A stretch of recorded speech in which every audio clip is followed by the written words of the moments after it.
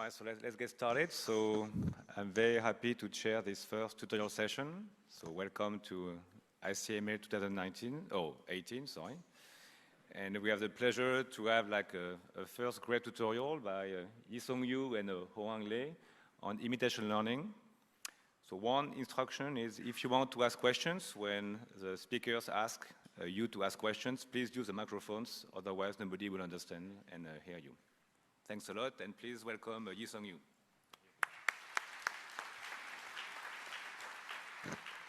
All right, thank you everyone. It is really great pleasure to see so many people interested in imitation learning.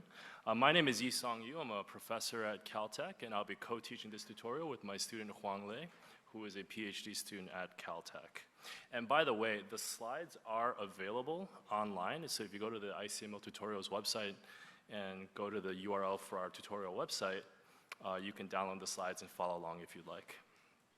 Okay, so imitation learning in a nutshell. So the basic idea is you're given a training set of demonstrations or Oracle access to a demonstrator. And from that training data, our goal is to train a policy to mimic the demonstrations that we're given as training data. So in the example here, we see an example of learning to imitate a human in this race car game. So the human demonstrator is playing this race car game, and it gets decomposed into a set of state action pairs, where a state is essentially the screenshot of the game. The action in this case is the steering angle of the controller of the game, and that gets compiled to a training set, and we train a policy to mimic the demonstrations that we've collected. So that's imitation learning in a nutshell. So here are the key ingredients of imitation learning. It varies a little bit, obviously, from application to application, but these are sort of the core ingredients. You start with having the demonstrations or a demonstrator. You often have a simulation environment, or the environment, excuse me, often a simulator. Could be the real world, could be something else. You define a policy class to use for training. These days, it's often a deep neural net, although it doesn't have to be. You define a loss function, an imitation loss function that characterizes the mismatch between a trajectory that your policy executed in this environment versus an expert demonstration. And finally, you use a learning algorithm to optimize for a policy within your policy class within this loss function and this training set. So that's imitation learning in a nutshell. You can think of it as a variant of supervised learning, where instead of predicting a single example IID at a time, we're learning to predict a sequence. So in this tutorial, it's going to be divided into two parts. In the first part, we'll go over some core algorithms and basic settings of imitation learning. It'll be a little bit more technical in terms of the content. And then in the second part, we'll look at various extensions and applications. But first, let me start off with a few teaser results so you can see how imitation learning has been applied already. So arguably, the first application of imitation learning happened in the late 80s through the 90s by Dean Pomerleau and his colleagues at Carnegie Mellon University in training an autonomous vehicle. So this is one of the first applications. And the basic idea is an autonomous vehicle has been instrumented with sensors. A human is driving this.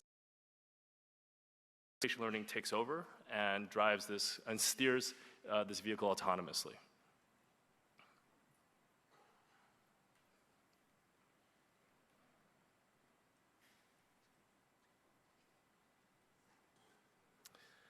Another early application of imitation learning is in helicopter robotics. This was done by Peter Beals and Andrew Yang and their collaborators around 10 years ago. And the basic idea here is an expert helicopter drone pilot is controlling this helicopter drone to do various acrobatic maneuvers. And this data is then collected, and a policy is trained to automatically control this helicopter drone to replicate these acrobatic maneuvers.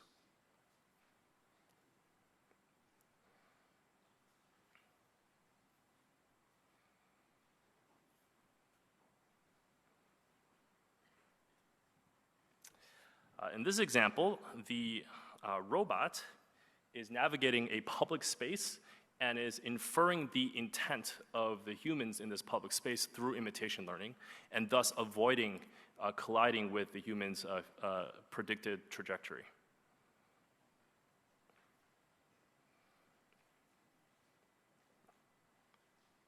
So on your right, you see more of a top-down view where the cyan box is the robot, and it's inferring the intention of the human and avoiding collision.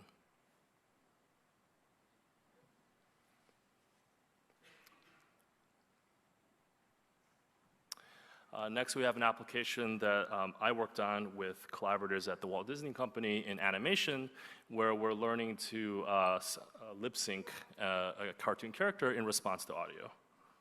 Do I look funny to you? I may be a chimp, but I'm dressed better than you. I'm a PhD specializing in computer graphics and facial animation. But at night, I'm a level 10 operative for a secret organization.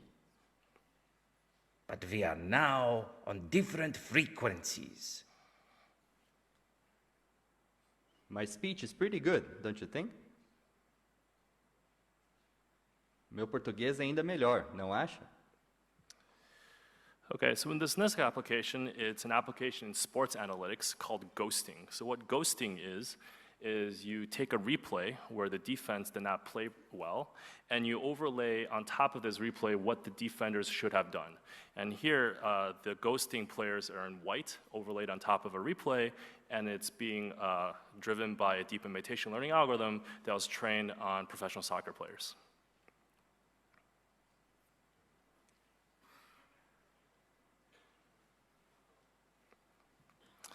And the last teaser example that I'll give is in one-shot visual imitation learning. This was done by Rocky Duan and their colleagues at Berkeley, where they are basically learning, using imitation learning to train a policy in a family of tasks. And the goal is to train the policy to be able to adapt to any task within this family using only one demonstration.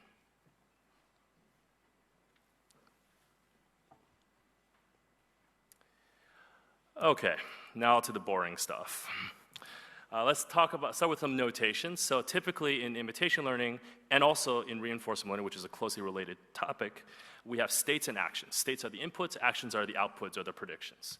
Our goal is to train a policy, often parameterized, in this case with theta, a parameter vector, that maps states to actions. If this policy is stochastic, it maps states to distributions over actions.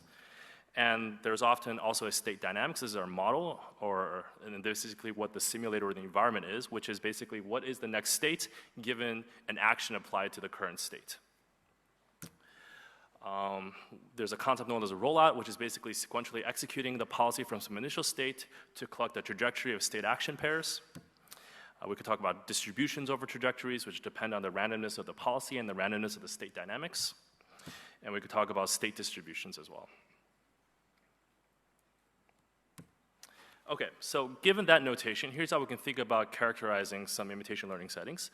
So here is, again, the race cars setting, which is going to be one of the running examples in the first half of the tutorial. And so a state here is the game screen. An action is the turning angle of the controller. We get a training set from the human demonstrator, pi star, of a trajectory of state action pairs. And our goal is to learn a policy that maps states to actions in a way that minimizes an imitation loss versus pi star. In another example, in basketball trajectories, here, let me just explain what the right-hand figure is. The red lines are the defenders, the green lines are the players on offense, the orange line is the ball, and our goal here is to learn to imitate the behavior of the player in the bolded green line, right? So the state is the location of all the players in the ball, for simplicity. The action is the next location of the target player in question, which is the player in the bolded green line. We get demonstrations of such tracking data. In this case, it's collected from the National Basketball Association. And the goal is to learn a policy that mimics the behavior of this agent. So what are some other data sources one can think of when applying imitation learning? We've already talked about sports and tracking data, games, visual demonstrations. Other things include things like trajectory data from vehicles. This is closely related to human intent modeling application that I described a few slides ago. We can do imitation learning from one black box policy that was trained in some way and try to train another policy to mimic the behavior of a black box policy. There are many reasons why you might want to do this, one of them being model compression in a sequential decision-making setting. And beyond behavior data, we can also apply imitation learning to other sorts of sequential decision problems, most notably optimization problems. So for example, in your top right corner, you see two optimization problems, one continuous, one discrete, and most optimization solvers are in fact sequential decision-making algorithms, and you can actually train a policy to imitate the behavior of such sequential decision-making problems and algorithms, and we'll see some examples in the second half of the tutorial. Okay, so for the remainder of the first half, we're going to start by looking at the most basic setting of imitation learning known as behavioral cloning. I'll draw a contrast with supervised learning, and then we'll look at, take a more detailed look at the landscape of core imitation learning algorithms. So, behavioral cloning.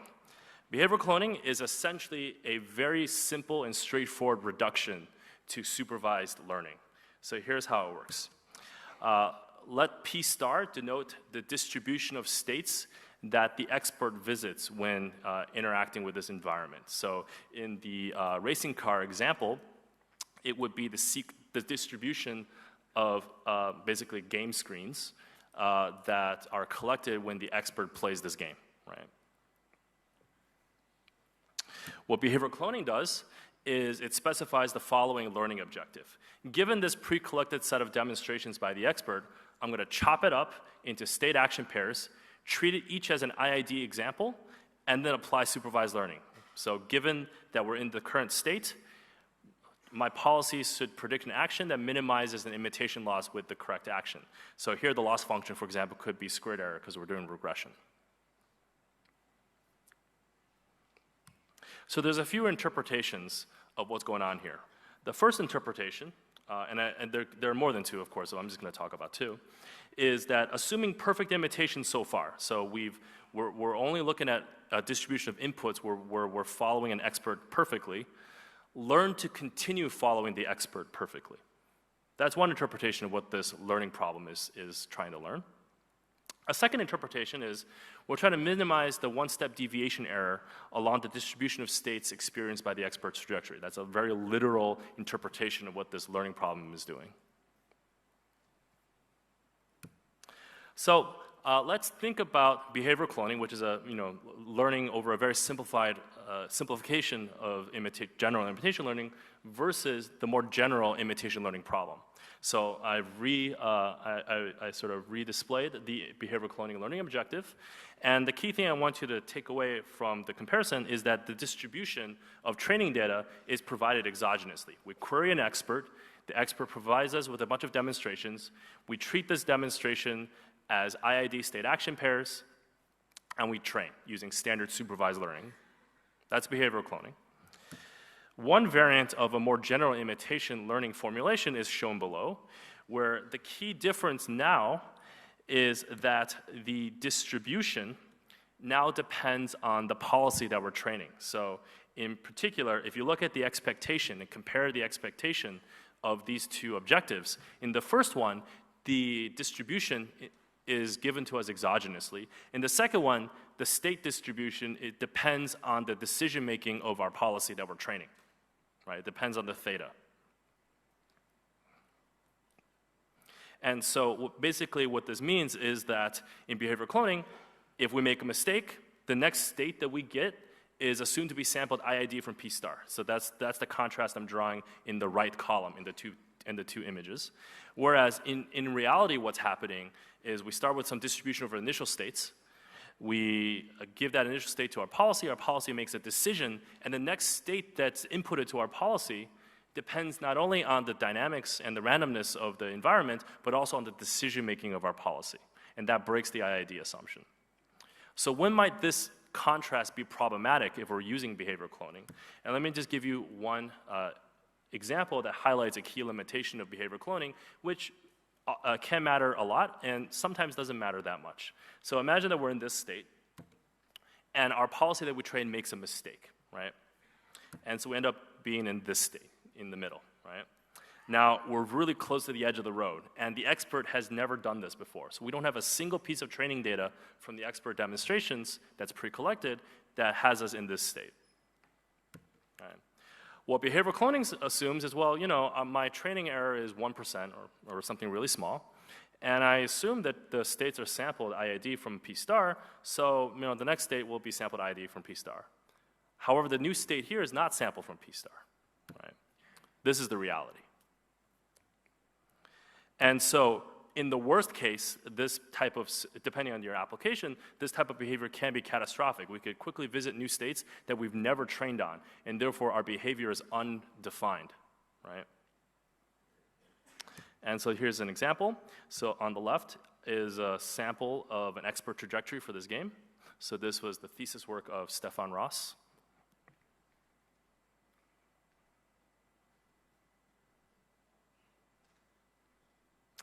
And on the right, you have behavioral cloning. And eventually, it enters some state that it hasn't seen before, and then it crashes. Okay, so I've spent the last few slides bashing behavioral cloning, but of course, it is often something that one should try, and one can use effectively in many applications. So, the key advantage of behavioral cloning, and this is one that cannot be emphasized enough, is that it is extremely simple, and there is massive strength in simplicity, right? It's also efficient. It's basically it reduces to one round of supervised learning, which is actually very efficient compared to the other imitation learning approaches. The disadvantage is that there's going to be a distribution mismatch between training and testing, and that may or may not matter. If it matters, it can be pretty bad. And in particular, one application where this matters a lot is when your decision-making setting requires some notion of long-term planning. So you should use behavioral cloning when one-step deviations are not too costly. If you're learning reactive behaviors where you can quickly recover and get back onto the distribution of the expert, and when the expert trajectories, in some sense, cover the state space pretty well, right? You should not use behavioral cloning when the one-step deviations can potentially lead to catastrophic error, and when you're trying to optimize some kind of long-term objective, at least not without a stronger model class. Okay, so now we're gonna continue on with a deep dive into some of the other core algorithms and techniques for imitation learning. So we have behavioral cloning, which I already covered. I'll continue with interactive direct policy learning. In interactive direct policy learning, it assumes access to an interactive demonstrator that you can query, right? And so what that means is, first we collect some demonstrations from the demonstrator, we apply supervised learning to learn a policy, we roll out that policy in our environment, and then the demonstrator then provides feedback on the rollout trajectories of our learned policy to create more training data that then gets fed back into supervised learning again. The cycle continues until we've converged. And so just one loop of this reduces the behavioral cloning, and interactive direct policy learning sort of does this until you converge. And then Hoang will finish the first half by talking about inverse reinforcement learning, where the idea is to train a reward function, and then apply reinforcement learning as a subroutine to learn a policy to maximize this reward function. And the idea here is that this will work well under the assumption that learning the reward function from demonstrations is in some sense more statistically efficient than directly learning the policy from demonstrations. And this will be touched on in further detail towards the latter half of the first half of the tutorial. And here's just another comparison of the core techniques for imitation learning. The top row is behavioral cloning, then we have interactive direct policy learning, then we have inverse reinforcement learning. So in behavioral cloning and interactive direct policy learning, we're directly learning the policy from demonstrations. And you can think of behavioral cloning as a special case of interactive direct policy learning. Whereas in inverse reinforcement learning, we're learning the reward function from demonstrations and then indirectly learning the policy by maximizing the reward in a reinforcement learning subroutine. Behavioral cloning is quite simple in that it doesn't require access to the environment. We simply take the pre-collected demonstration data and we apply supervised learning. That's it. The other two require access to the environment to roll out a policy and then collect feedback. Only interactive direct policy learning requires an interactive demonstrator to be available during training. The other two, behavioral cloning and inverse reinforcement learning, can operate purely on pre-collected demonstrations. So there are a number of other considerations, such as choice of loss functions, when the teacher is suboptimal or partial due to size of the state space, and action space, domain transfer, structured domains. We'll touch on a number of these issues in the second half of the tutorial. Okay, so now let's talk about interactive direct policy learning, which is a generalization of behavioral cloning. You can think of behavioral cloning as the simplest example, right?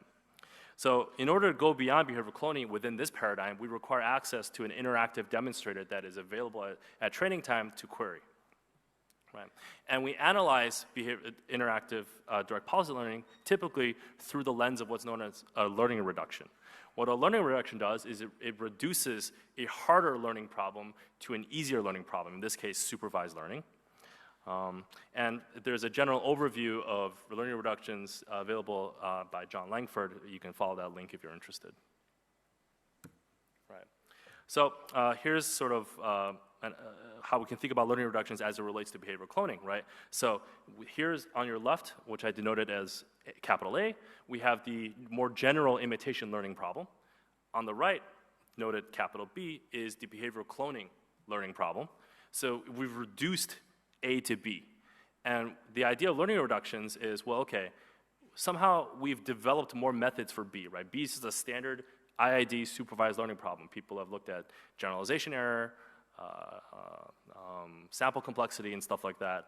So if we know that we can learn well on B, does that imply anything about learning well on A? That's what a learning reduction is interested in. So for example, if we have a PAC guarantee on B, does that imply anything about something like a PAC guarantee on A? And so here are some basic results for behavioral cloning. I won't go over the proofs, and the actual results are more sophisticated. You could refer to the two references in the bottom of the slide. So suppose we have a imitation loss function where if we match the expert demonstration for a specific state, then the loss is 0. That doesn't always have to be the case, but let's assume that's true here. And now suppose in the behavioral cloning problem, we've trained a policy that achieves error epsilon on the behavioral cloning learning objective, which is on the states induced by the expert, our prediction error is epsilon. What we can show is that in the more general behavior imitation learning setting, the error is at most capital T times epsilon, where capital T is the time horizon of the decision making. So how many time steps we're rolling out the policy. And the error then on a T-step trajectory is then T squared epsilon, right? So we do have some guarantees for behavioral cloning for their general imitation learning setting. They're not great.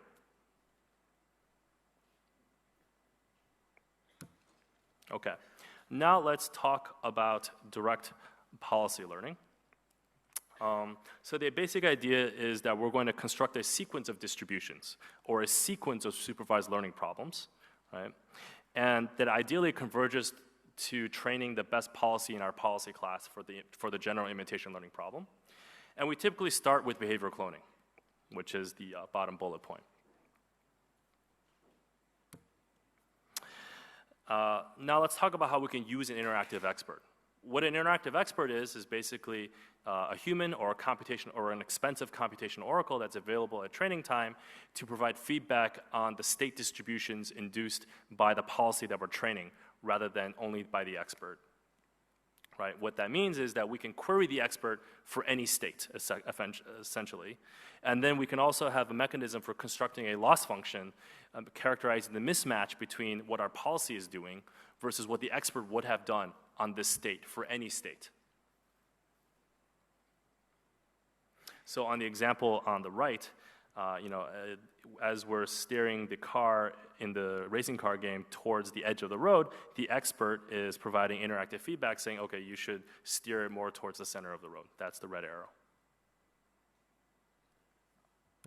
Right. And in all the algorithms I'll be describing, they're always applied to the rollout trajectories of the policies that we're training. So we train a policy pi, in an intermediate policy pi in one round of training. We roll out that policy in our environment, we get a sequence of states, and then we ask the expert to tell us what the optimal action would have been to correct for mistakes in any of these states. And as a driving example, if the steering angle is a real valued number, then a loss function could be squared error.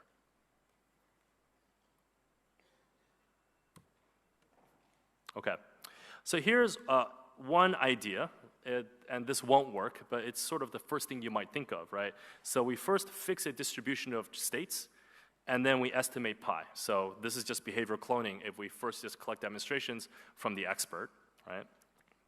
And then we fix this pi that we've trained, we execute it in the environment, collect a bunch of states, and use that to be the new state distribution, and ask the expert to provide corrections on this state distribution, right? So we can empirically estimate this new p by rolling out pi, and then we repeat. This does not work because it is not guaranteed to converge. We can oscillate, right, between a p and a pi, because we've forgotten the earlier mistakes that we've made in this process. So in some sense, we need to remember all the mistakes that we've made in every step of learning. And that leads us to sequential learning reductions. And so this comprises a family of algorithms that have been proposed to solve the setting with different types of guarantees and trade-offs. So we start with an initial predictor, typically the initial expert demonstrations that were provided to us. And we construct a sequence of learning reductions, and this sequence will be indexed by little m. And so we collect trajectories by rolling out pi sub m minus 1, the previous policy, on the environment, and we estimate the state distribution p sub m using these trajectories. And we often roll out multiple times to collect a large data set. For every state in the trajectories in this rollout, we collect interactive feedback from the expert, what the expert would have done had the expert entered this particular state. And then the details differ a little bit depending on the specific algorithm. So on one side, we can do what's called a data aggregation. And what data aggregation does is it trains a single policy, pi sub m, on the union of all the data sets that and distributions that we've collected so far. It can get a little more, excuse me, it can get a little bit more complicated than this, but that's sort of the simplest setting. And what this means is that pi sub m is training on all the mistakes that have been made so far during every round of training. Another idea is called policy aggregation. And what policy aggregation does is it trains an intermediate policy, pi prime sub m, on only the current distribution of states and mistakes. And after it trains pi prime sub m, it blends pi prime sub m with all the previous pi primes, which is the last bullet point on this slide. And this blending is geometric. And we obtain our new pi sub m by blending all the pi primes. So that's called policy aggregation. Okay, so data aggregation, the core algorithm for data aggregation is called DAgger, which is short for data aggregation. The idea, when you think about how to analyze DAgger, is you reduce it to a sequence of convex losses. So imagine that each imitation loss is convex, and we have a sequence indexed by a little m. DAgger basically reduces imitation learning to a sequence of online supervised learning problems, and the goal is to find a pi sub m that is competitive with the best policy in our policy class in hindsight. This is known as online regret, for those of you who are not familiar with online learning. And there's a number of online learning algorithms that one can invoke that are called no regret. One of them is called follow the leader, which basically is the data aggregation algorithm I presented in the previous slide, where you basically find the minimum pi that minimizes all the loss functions you've seen so far, which is basically the union of all the distributions we've seen so far. And this has regret that is sublinear in capital M, which is the number of rounds of training, which means that we quickly converge to pi sub opt. And the implication then is that there exists a policy that we've trained, pi sub m, pi sub little m, that is competitive with pi sub opt. This is the implication of regret, because if the regret is bounded, that means then the average is bounded, and therefore the minimum is bounded. And so if you didn't follow every detail here, don't worry about it. It's basically reducing to online learning, and there are and then invoking any number of online learning algorithms that have good convergence guarantees to basically converge to a good distribution to train a policy that's close to pi sub opt. Okay, policy aggregation. basically trains an intermediate policy, pi prime sub m, on the current distribution of states, p sub m, and then blends it geometrically with all the previous pi primes. So that basically means that pi sub m is this geometric blending of all the previous pi primes, right?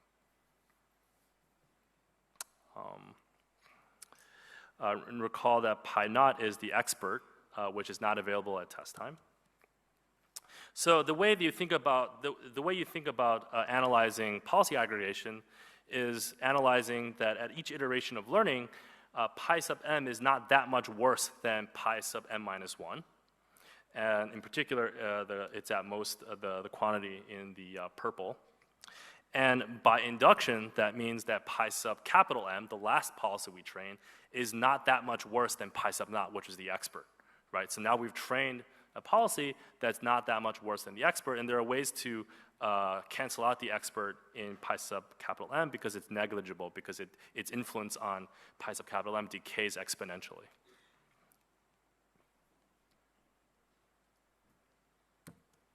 Okay, so just to summarize, and then I'll hand it over to Hoang.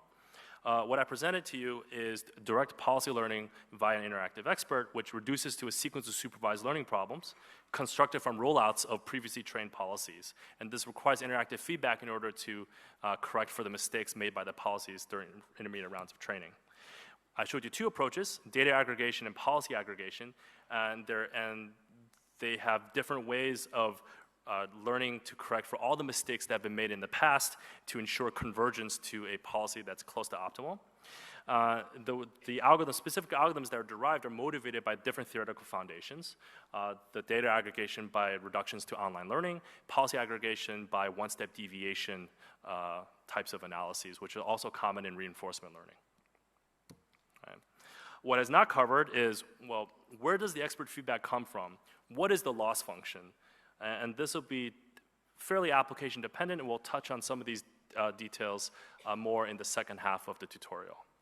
So just to summarize, we've looked at behavioral cloning, we looked at interactive direct policy learning, which is a generalization of behavioral cloning, and now Hoang will talk about inverse reinforcement learning.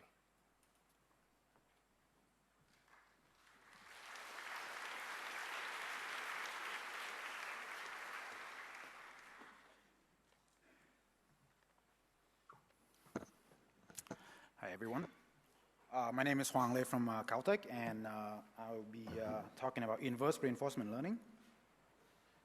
But before we go there, though, a very quick intro to the standard reinforcement learning problem.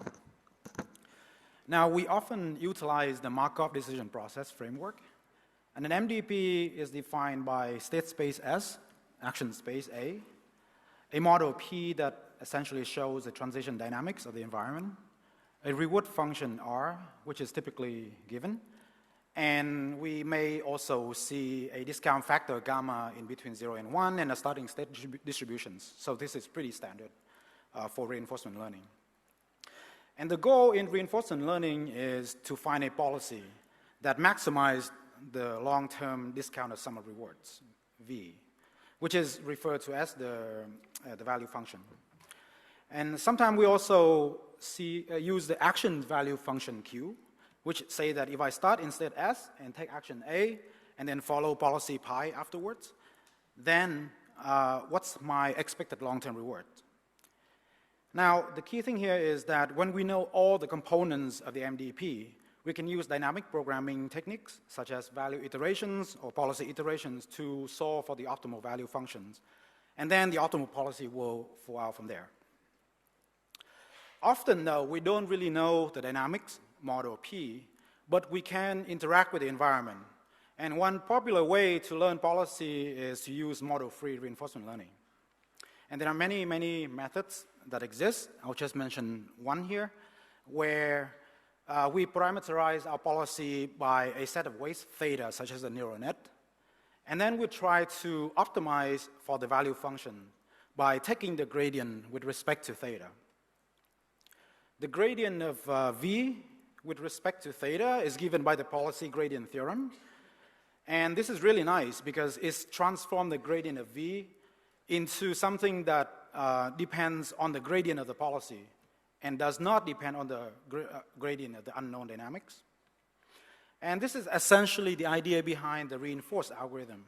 Each time we execute the current policy to get a trajectory, and then we get the estimate for Q function by summing up the rewards that we see along the way until the end of the trajectory. And so this estimate will let us update the policy parameters theta. This is just a very basic scheme to do reinforcement learning. There are much better methods out there, and if you're interested, you should check out previous tutorials at ICML and NIPS from previous years. Okay, so now back to our purpose. First thing to note is that reinforcement learning typically assumes that the reward function is given. And that is fine for setting like video games, for example, where the reward is simply given as part of the game, but in certain settings it's much less clear what the right reward function should be. So a thought experiment that you can do is imagine trying to write out a reward function for good cooking behavior. Then it's not very clear what range of behavior should be encouraged. And there are, in fact, many examples of unintended consequences of manually trying to write down the reward functions. I show here a recent example from OpenAI. So this video shows a boat racing task. And to encourage the agent to finish the right track, the agent is rewarded for reaching the green targets along the course. But instead of finishing the course, the agent actually learned to cheat the system and get higher reward by going around the circle and try to hit as many targets as possible instead of moving forward. So this is one small example of what could happen when you try to incentivize the agent to do things that you want. Okay, so we see that in many examples, we don't know what the right reward function should be, and the focus of inverse reinforcement learning is to try to learn the quote-unquote optimal reward function, right?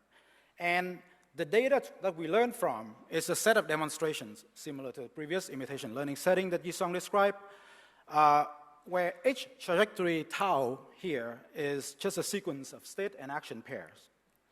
And the goal then is to learn an optimal reward function R star so that we can recover the expert policy pi star. And basically, in summary, try to find a reward function that can explain the observed behavior from the expert. So we'll dive into the technical detail of a few algorithms, but here a general recipe for inverse reinforcement learning. We start with some demonstration from the expert. The expert generally is assumed to be optimal or near optimal. And then we parameterize our unknown reward function R by theta. And we start out with a simple case where the reward is a linear functions of known features. And then often, we would update the reward parameters in a loop. And given a reward function estimate, we then try to learn a policy condition on that reward functions. And then we would compare the policy that we learned with the expert data. And so if it's not satisfactory, then we would repeat to find a better set of parameters, thetas, and so on. Okay, so that's the overall structure. But as with many inverse problems, inverse reinforcement learning is fundamentally ill-posed. So let's take this example of the agent here in the white dot trying to navigate the maze from the bottom left corner to the yellow goal block. Now, given just this demonstration, we can't really tell what the reward function may be if the agent happened to bump into one of the red blocks, say. So in this case, you can see that a small punishment or a very large punishment would actually correspond to the same exact behavior. And so more generally, uncovering the optimal reward function is ambiguous. So one thing that we can do to is to relax the original IRL formulation. So in a paper by Peter Abio and Andrew Ng in 2004, instead of trying to uncover the optimal R star and pi star, they actually relaxed the goal somewhat to say that as long as I can find a reward function so that the performance of the optimal policy with respect to that reward is not much worse than the performance of the true expert performance, then I'm happy. And note that this is a little bit different from the original inverse reinforcement learning in the sense that we're not insisting on looking for the true reward function here. Another relaxation suggested by Syed and Shapiro in 2007 is a game-theoretic formulation to the inverse reinforcement learning problem. And the goal here is to find a policy that performs better than the expert over a restricted class, a reward function. The imitation learning problem here is formulated as a two-player game. On one hand, the reward player tries to find the best possible reward in the class. And at the same time, the policy player tries to push the performance difference between the policy and the expert as far apart as possible. So in both cases, though, we are operating under some friendly assumption. And we are restricting ourselves, first of all, to fully knowing the dynamics model P upfront. And when the model is supposed to be given, I will just generically refer to it as model given. The reason is I want to avoid the term model based because that means something else in reinforcement learning. We also assume access to some oracle that, given any reward function, can solve the MDP efficiently. And usually that means that we have small enough of a state space so that this can be done efficiently.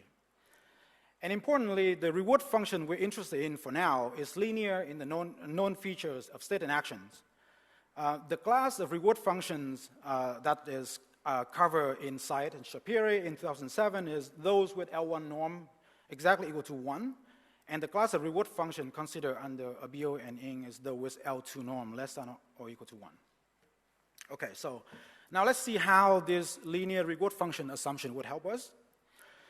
We can rewrite the value function of any policy pi in terms of this new reward definition.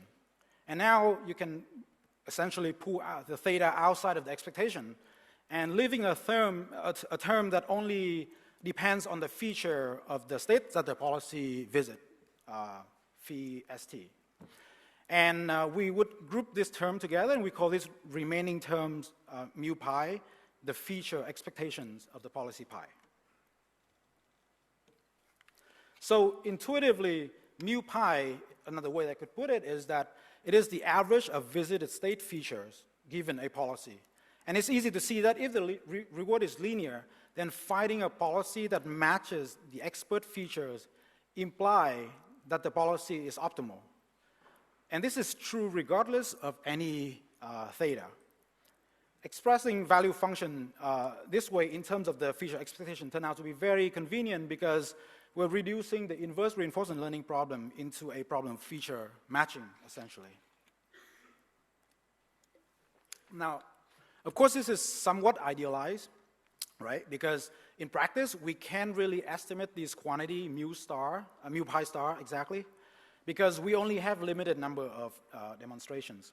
So in a way, this problem is also ill-posed, similar to the original inverse reinforcement learning problem. And so we need to apply some restriction.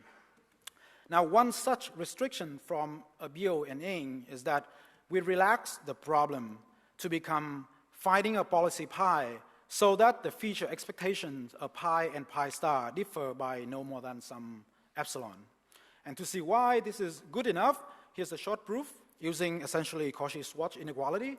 And because we're limiting the set of reward parameters to one with L2 norm less than 1, so as long as we find a policy who expected feature close to the experts, then the performance of that policy will be guaranteed to be close to the expert policy as well. And so here's the algorithm sketch. For each iterations, we solve a max margin problem. These optimizations basically try to find the max margin of the expert feature from all the features of the policy that we have found so far up to this round. And every time we solve this optimization, we got a new reward estimate. So if we refer back to the diagram that we have before, this is only the update reward step. Of course, we have those assumptions, so let's use them. Using the MDP solver oracle, we can get an optimal policy with this, with respect to this reward estimate. And because we know the dynamics model, we can compute the features of the expectation of this new policy, and then we can compare that with the expert and so forth. And the algorithm would stop when the margin found is less than some desired precision epsilon. And in the paper, the authors proved that the algorithms need at most this many iterations, where k is a dimension of the state feature and gamma is a discount factor of the MDP. Okay, so this max margin approach was also used in the paper Maximum Margin Planning by Ratliff et al. In 2006, where the authors actually attempt to generalize this setting to multiple MDPs. And I also previously touched on the game-theoretic formulation from Syed and Shapiro, and the overall scheme is actually similar, except that the reward parameters are updated using multiplicative update weight update algorithms, instead of solving a quadratic program as we saw earlier. And the common theme of these work is that they share the same features of relaxing the inverse reinforcement learning problem to one of feature expectation matching. And just a quick recap, the idea is that we find a reward so that the optimal policy with respect to this reward matches the expert feature. And since looking for this reward is ill-posed, so we are restricting our reward search to resolve this ambiguity. And this effectively can be viewed as a form of regularization. And now I'd like to discuss another regularization scheme, which is maximum entropy. So to motivate the maximum entropy method, let's recall that we talk about how, given the same expert demonstration, many reward functions could correspond to the same policy. So we sidestep this problem in a way, and we say, okay, feature matching will give us a near optimal policy anyway. But think about the eventual goal, right? If we want to find a policy that could explain the expert behavior, then we could basically create any two policies that match the expert feature, and we can create any stochastic combinations of them. And the resulting policy will also satisfy the feature matching requirement. So in a way, we still have the ambiguity of deciding which one is the right policy. And maximum entropy principle gives us actually a principal way to resolve this issue. First, we notice that executing any policy pi over the state space will induce distributions over possible trajectories. Let's call that p tau. And we'll reason over the distribution of these trajectories. First, we can rewrite the feature expectation matching requirement that we saw before as simply summing over all possible trajectories induced by pi. Two things is that one, the sum should match the expert feature, right? And second, it should sum up to 1 to be a proper distribution. So now, given this constraint, among possible distributions of trajectory that satisfy these, which one should we choose? And the maximum entropy principle, as discussed by James in 1957, state that we should choose one that with the largest entropy. And to state it another way, we should pick one that explains the data without overcommitting. So we could essentially express this principle as a constraint optimization problem, where the first constraint here in practice is just an empirical average of the expert feature coming from the demonstrations, right? Because we don't have access to true expert feature mu star. Okay, so from here we could turn this constraint optimization problem into an unconstrained one by forming the Lagrangian. It's pretty standard technique in optimization, and trying to maximize this Lagrangian. We're going to set the gradient with respect to tau to 0, and after some derivation, we will see that the distribution that maximizes the entropy, given the linear feature matching constraint, is actually in the exponential family. And in particular, if the reward is linear in the known feature, as we discussed before, then the max entropy distribution of trajectories, given the reward parameters theta, will depend exponentially on the inner product of theta and the feature of trajectory tau. So going back to the inverse reinforcement learning setting, what does this mean for us? It means that the probability of a trajectory with high reward is exponentially more likely to be sampled from an expert than trajectory with low reward.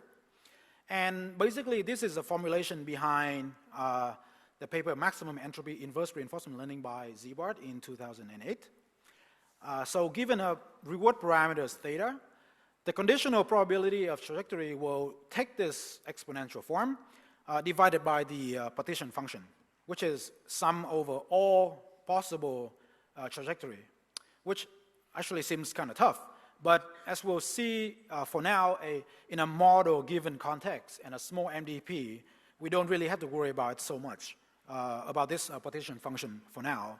But our goal is how do we learn the reward function given this formulations? And we're gonna learn the reward function by maximizing the log likelihood of the observed data under the distributions derived here. So taking the log likelihood breaks the product into the sum of conditional probability of each expert trajectory given the parameters theta.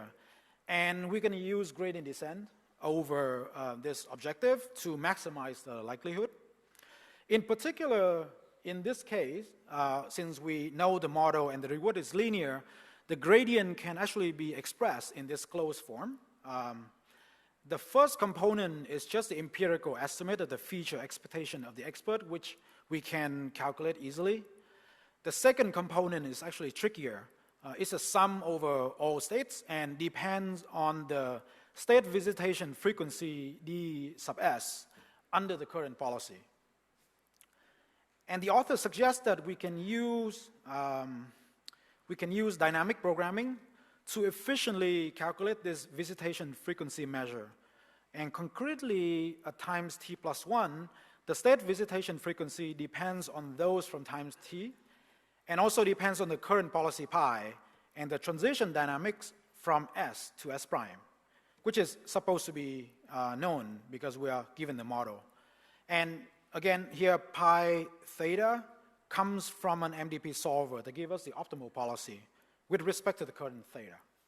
So basically, this is how we are updating the reward parameters in max entropy inverse reinforcement learning. And so far, we focus, here's a good place to summarize the inverse reinforcement learning technique so far. So far, we focus on pretty simple setting. We assume that the reward is linear in some known feature. And for each iteration, we actually need to solve a full reinforcement learning problem. And this requires essentially to know the dynamics of the MDP upfront, which is not always realistic. And it really only works for low dimensional setting because solving RL in the inner loop can be very expensive.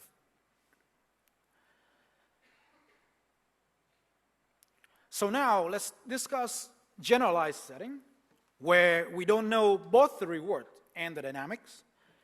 Can we consider complex reward function that can be represented by a neural network? We will assume that we have access not to the full dynamics, but access to interacting with the environment or a simulator, and we'll try to scale up to a large state space. And this is where we're going to go next. Okay, so one generalization is the guided cost learning algorithm by Finn et al. In ICML 16. Here, the reward function is parameterized by a neural network. And we're going to start from the same maximum entropy formulation as before. And except for now that, as you will see, the partition function is going to be an issue. But in any case, we will still try to learn theta via maximum likelihood. But except now that we can simply break up the gradient in terms of the state features anymore because the cost is no longer linear. Instead, now we have to address the partition functions z here, which again will sum over all possible trajectories. And calculating z in general is not tractable in high-dimensional setting. So we need to sample to evaluate the likelihood and its gradient. And after we can estimate the gradient of the likelihood, then we're going to be able to update the parameters theta. So that's going to be our goal. Okay, but the key idea in approximating z is to sample from a proposal distributions Q over some trajectory. And then we're going to form unbiased estimate of z by averaging over this sampling distribution with the exponential reward weighted by the proposal probability. And this estimate of z, as we discussed, will allow us to estimate the gradient of the likelihood for optimizing the reward function, right? But the question still remains, which proposal distribution should we choose? So turns out we can derive this. The optimal of such proposal distribution actually is the distributions induced by the optimal policy, which we don't know, right? So this requires doing policy optimization. But ideally, we would like to avoid doing a full reinforcement learning routine. And just for your reference later, I include the derivation of the estimate of the gradient here. You can go back and to see it if you're interested. And so this is a high-level overview of the guided course learning algorithm. For each loop, say we have a current policy, we would generate sampling distributions, which are a set of trajectories not far away from the ones induced by the current policy. And these sampling trajectories are then combined with existing expert demonstrations, and we can use them to estimate the gradient of log likelihood to update the reward parameters. And then using this estimated reward, instead of solving the full reinforcement learning problem, we are just going to do one gradient step of model-free policy optimization. And this improved policy will in turn presumably generate better sampling distributions for subsequent iteration.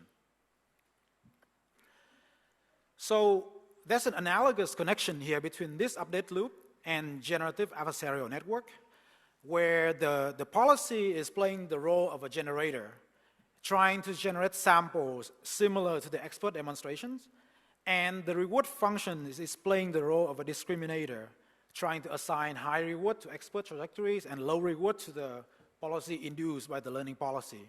And this connection between imitation learning and generative adversarial network was the focus of a paper, Generative Adversarial Imitation Learning by Hoang and Amon in NIPS 16. So in the next few minutes, I'm going to derive this connection, but from the feature matching perspective. So let's go back to 2008. Syed and others proposed an approach to do direct imitation learning. Back then, they also called it apprenticeship learning via matching occupancy measure. So occupancy measure, dpi, intuitively is the visitation frequency of state action pair S and A if we follow the policy pi. And this is a more formal definition of dpi. By the way, we can think of this as feature expectation of pi, where the feature vector is indicator function instead of phi. And a simple fact about occupancy measure is dpi is that we can express the value function v as a linear combination of reward function over possible state and actions. And notice that this is actually true regardless of whether reward function is linear or not. So then, similar to the idea behind feature expectation matching, the imitation learning problem now can be reduced to one of occupancy matching. Now, we're not saying that we have to find the optimal reward. Rather, we're saying that if we can match the occupancy measure with the expert, then for any reward function, including the optimal one, the value functions will match that of the optimal policy. And so from here, Syed and others propose to solve a linear program, which is the dual of the original MDP. And two things to note here. First is that actually in their algorithm, there is no reward learning. So under this scheme, we don't really need to solve the full reinforcement learning problem iteratively. And the second thing is that we can think of this occupancy matching problem as a dual of the original MDP problem. So generally, though, the occupancy matching problem is not well posed, similar to the matching of the feature expectations that we saw a few slides ago. So we can once again try to employ maximum entropy principle and consider this relaxed version where we can maximize the entropy subject to the occupancy measure, d pi and d star being closed under some sort of distant metric. And this gives us a constraint optimization problem. And again, forming the Lagrangian and turning this into an unconstrained optimization problem we arrive at this highlighted objective. And note that in general, there are many ways for us to pick the distance metric between d pi and d star. And so now we arrive at the formulations, which is the great starting point for generative adversarial learning, generative adversarial imitation learning, or GAIL, from Ho and Ermon in 16. In particular, the distance function that they consider took this form, which is also referred to as the Jensen-Shannon divergence. And so this is the final optimization objective of GAIL. There's a close connection between imitation learning and generative adversarial network here, where the idea is we can pick a neural network to be a discriminator, which is D here. The discriminator tries to classify a sample from the expert as 0 and a sample coming from the policy as 1. And we can train the discriminator by updating the network weight, by applying this gradient, and basically this discriminator tries to maximally tease apart the expert and the policy trajectories. And the policy, on the other hand, is acting like a generator that tries to generate samples as similar to the expert demonstrations as possible, right? We are assuming here that we have access to the environment or a simulator of the environment, and the generator can improve its ability to output realistic sample, essentially, by taking a policy optimization step as well, similar to the guided cost learning algorithm.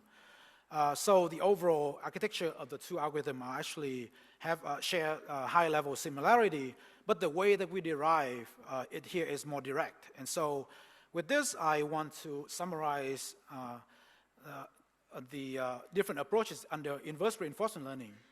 And so far, we have discussed an evolution of different inverse reinforcement learning idea. We started from simpler setting, and we work up to a more complex setting, complex model-free setting. In either case, the schematic of the inverse reinforcement learning solution is generally an iterative 3-step process, where in each iterations, we're gonna update our reward estimate, whether linear or neural net representation. We go from solving a full reinforcement learning problem in each iterations, which basically limit us to small MDP, to doing single-step reinforcement learning update. And essentially, that allows us to work with continuous state space, MDP. This fast reinforcement learning update is possible also thanks to all the advances of stochastic optimizations, particularly with deep neural network. And we go from simpler setting where dynamics is supposed to be known, which allow us to compare policy performance of the expert with the expert easily, to the model-free case where it's trickier, but we replace the requirement of knowing the dynamics with an access to environment or simulator to gather more data. And essentially, we unify these two perspectives using occupancy measures and the maximum entropy principle. So here's a list of the papers that we have covered in the first half of the tutorial. Now, we are happy to answer any questions that you may have.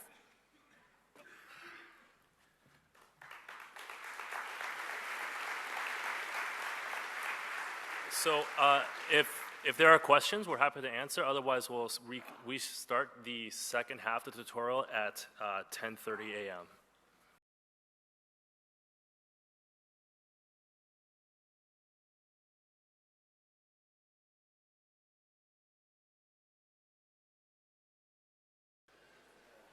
All right, welcome back to the second half of the tutorial.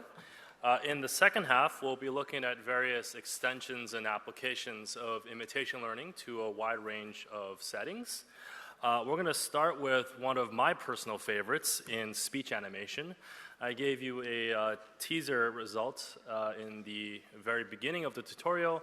I'm going to just spend a couple of minutes telling you a little bit more of the details.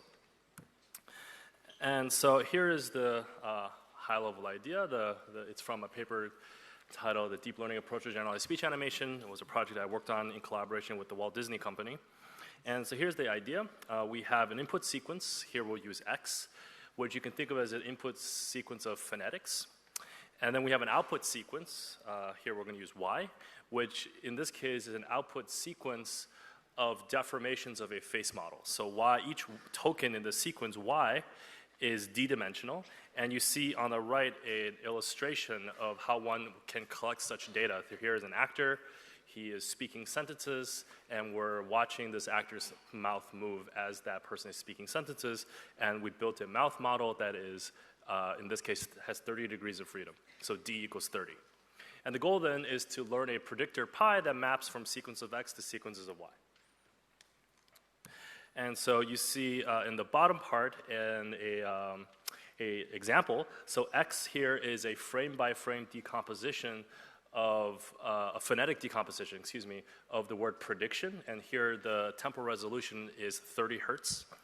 And in the very bottom, we're visualizing the first dimension of a d-dimensional, a 30-dimensional face model. And the first dimension corresponds to how wide open the mouth is. So when the first dimension is large, the mouth is wide open. When the first dimension is small, the mouth is closed. So as we start saying the word prediction, the mouth sharply opens, and then stays open, and then closes a little bit, stays at that level of openness, and then closes some more. So this is the prediction problem. And without going into the details of the learning algorithm, we're basically doing behavioral cloning. So with a few little tweaks that we don't need to go into details, just basically the behavioral cloning method that you saw in the first half. And you get results that look like this. Note that since we're mapping phonetics to animation, we, in some sense, are language independent as long as you plug and play with the correct speech recognition software. Deutsche Wörter sind sehr viel länger als englische Wörter. Mal sehen, ob das trotzdem funktioniert. 한 가지 언어는 충분하지 못해. Jeśli kiedykolwiek będziesz odwiedzał Polskę, polecam Kraków. මම දළදා මාලිගාව වැඳීමට සෙනසුරාදා හවස ගියෙමි. 你们真讨厌，吃饱了喝足了就坐那儿看我说话。 So that was me speaking Chinese. We can do singing. Oh, Danny boy, the pipes are calling from glen to glen and down the mountainside.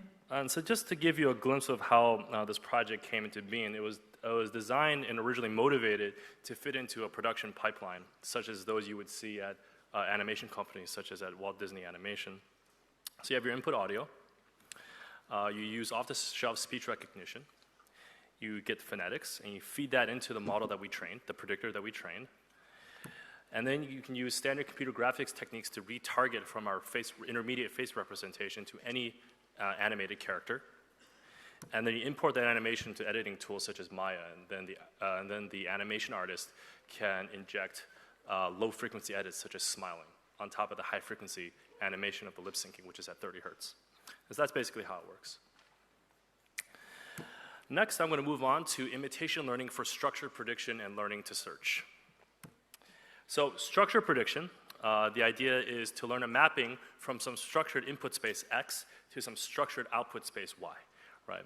And typically, because the output space is structured and often combinatorially large, this requires solving an optimization problem at prediction time. Perhaps the most common example is the Viterbi algorithm for running map inference of hidden Markov models, where the structured output space is the space of all possible sequential outputs. And so there are many, many instances of structured prediction. And in fact, arguably the vast majority of prediction problems that we actually are interested in the real world are structured prediction problems. We just often don't treat them as such. So other examples include tacit NLP. So if X is a sentence, Y can not only be just a sequence, like a part of speech tag sequence, but also can be an entire parse tree. So the output space is the space of all possible parse trees, which is combinatorially large. If X is a body of text and Y is a clustering of all the noun entities, named entities in that text for what's called noun phrase coreference clustering. If X is an amino acid sequence, we want to predict, for example, in Y, the 3D structure of X, right? These are all examples of structured output spaces. Other examples include, this is a classic example in computer vision, which is stereo vision. X is a pair of binocular images, and Y is the depth map. And the structure here arises from the fact that we want to model spatial correlations. So the depth of two neighboring pixels should be similar to each other, all other things being equal. We can predict things like rankings, which are very common in applications in information retrieval and recommender systems. And the space of all possible rankings is also combinatorially large. Robotic trajectory planning, routing. Routing is a structure prediction problem. And things like conservation planning, where you want to do planning for conservation areas in an urban environment, satisfying constraints such as the fact that they're all connected and other sorts of ecological constraints as well. So these are all just a few examples of the many, many, many types of structure prediction problems in the world today. And so let's sort of get into a little bit more of the technical details with the simplest version of structure prediction, which is sequence labeling. And the most common example here is part-of-speech tagging. It's also quite common in various computational biology applications as well. So in part-of-speech tagging, which is an NLP application, we're given a sequence of words, X, and we want to predict a sequence of part-of-speech tags, Y. A part-of-speech tag are things like noun, verb, adverb, adjective, determiner, etc. And so because the space of all possible sequences is exponentially large, we typically use some sort of optimization procedure. In this case, we're going to use dynamic programming, such as the Viterbi algorithm. And the goal then is to find a parameterization of the cost function before we run dynamic programming, such that we minimize a global loss function over strings. In this case, let's just say it's Hamming loss. Okay, so when we phrase this as an imitation learning problem, the most common way is to learn the decision function, right? So our goal is to use imitation learning to learn the sequential decision function that actually solves this optimization problem at test time, right? So here's an example of how that might work, right? So we have our policy pi that's going to sequentially predict all the output tokens of this part-of-speech tag problem. So the action is basically predicting an output token. And so let's start with the first state, which is basically in this case represented as the concatenation of the input sentence X and the fact that we haven't predicted anything yet. That gets fed into the policy. The policy predicts a part-of-speech tag. The next state is the concatenation of our input sentence with the fact that we predicted the determiner in the first token. We feed that into our policy. Our policy predicts the next part-of-speech tag. And this process continues. And so the goal then is to learn this pi, right? If we can learn this pi, then we can learn to use it for this particular structure prediction problem. And throughout this part of the tutorial in structure prediction, we're going to look at it from the viewpoint of interactive feedback, or in other words, interactive direct policy learning.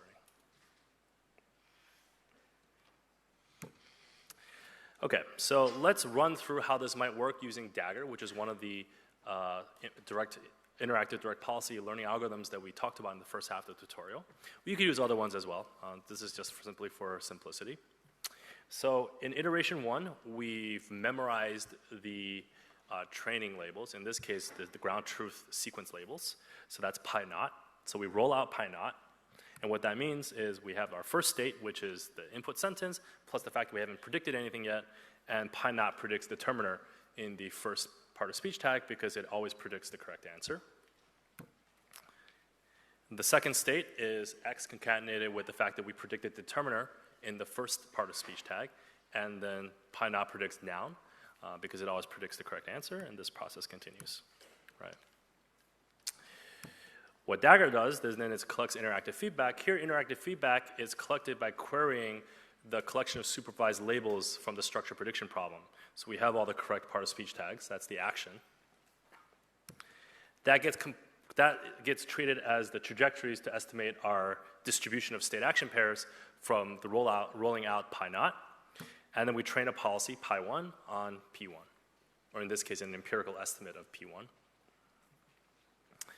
In iteration 2, we run our train policy pi1 on our input instances. And here, we make a mistake, right? So in our first state is the same as before, but our policy pi1 predicted noun in the first part of speech tag instead of determiner, which is the correct answer. Now the second state is a state that we've never seen before, right? In the initial training data, because the initial rollouts are based off always making the correct prediction.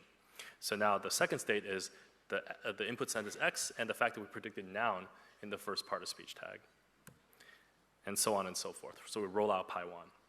We again collect the correct labels by querying the structured labels that are given to us for training.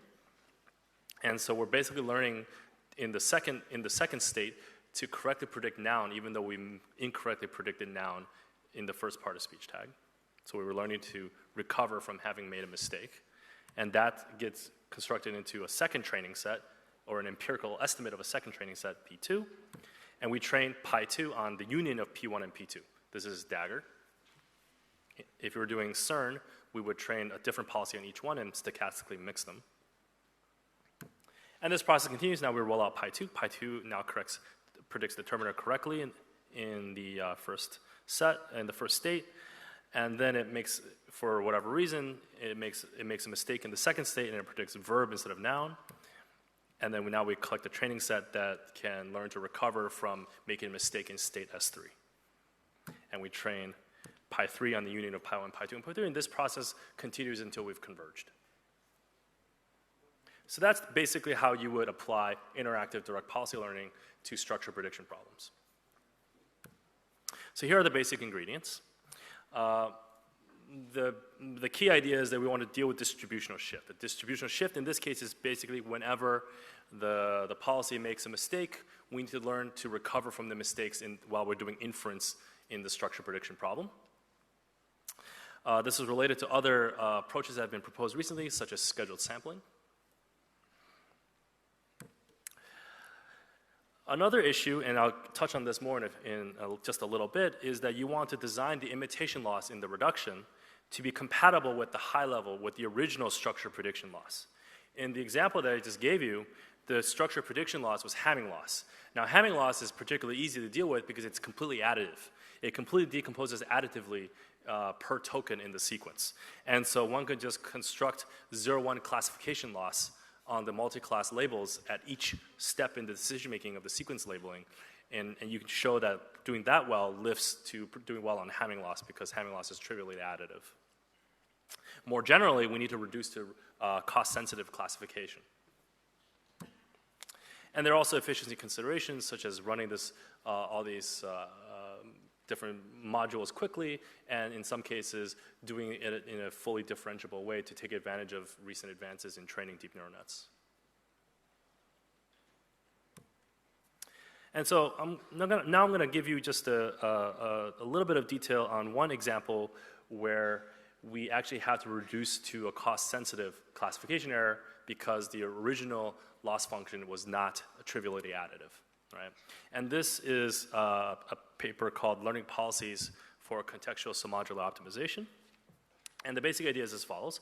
We have a training set of context, comma, submodular functions. So X is the context, and F sub X is a submodular function, monotone submodular function associated with that context.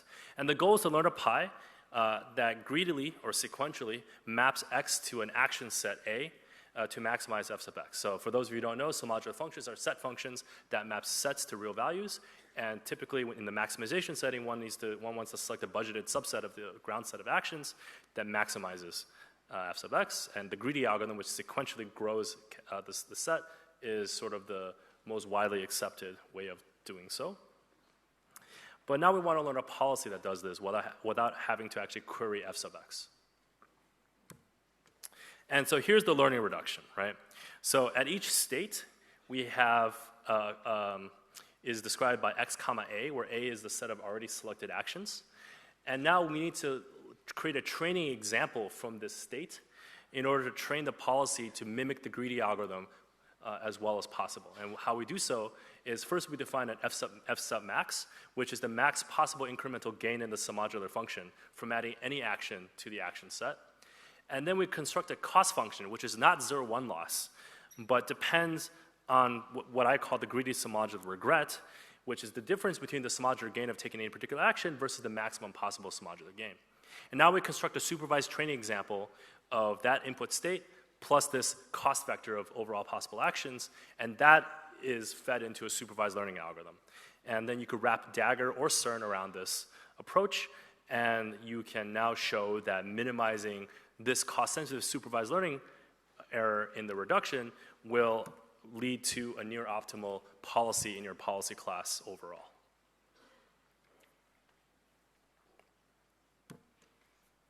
Okay, so another perspective on structure prediction is that it is similar to, or in many cases, equivalent to some kind of learning to search problem, right?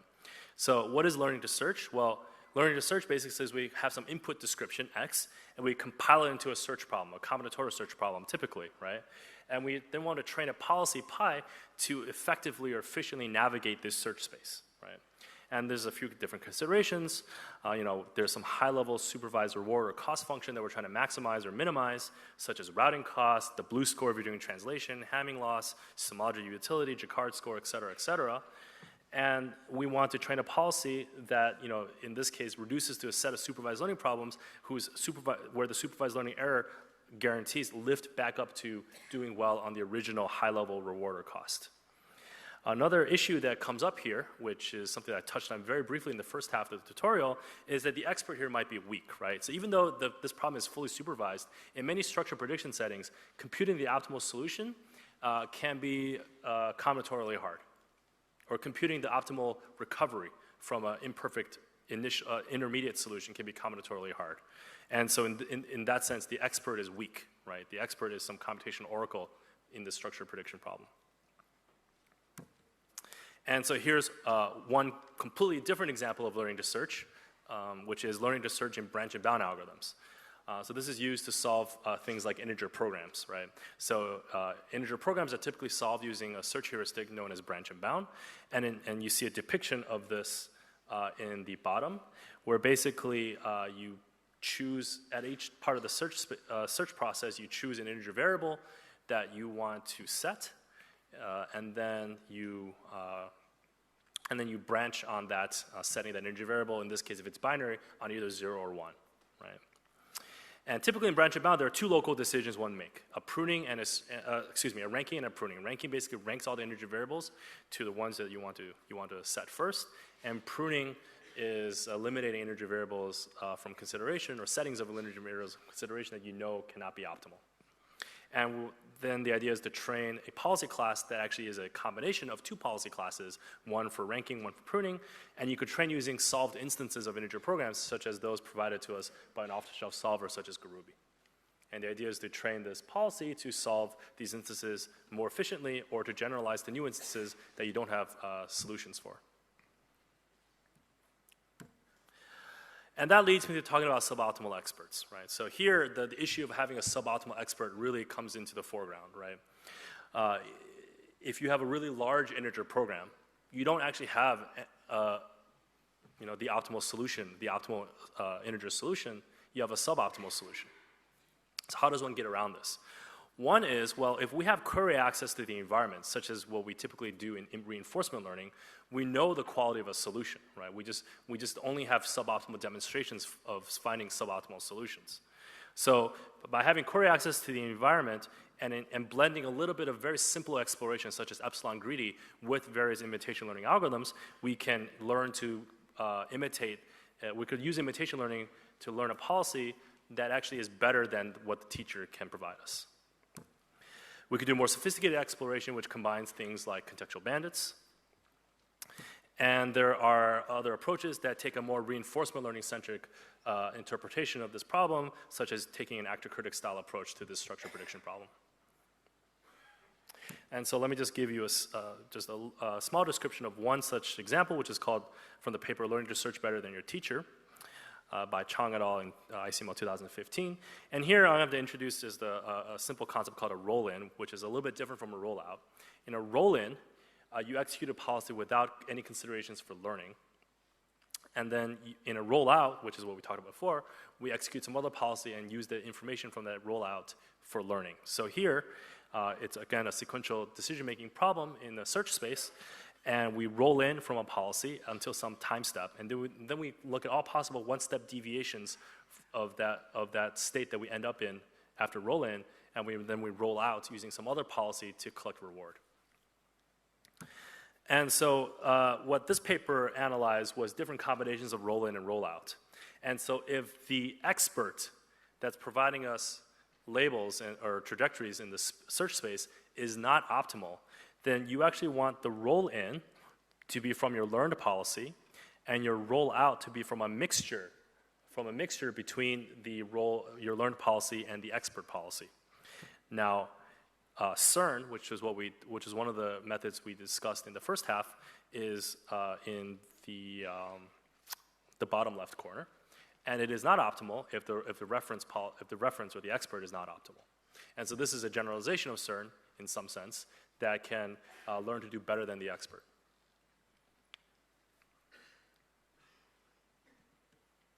Okay, another issue that is you can think of as a special case of structure prediction is time series modeling, such as time series forecasting, right?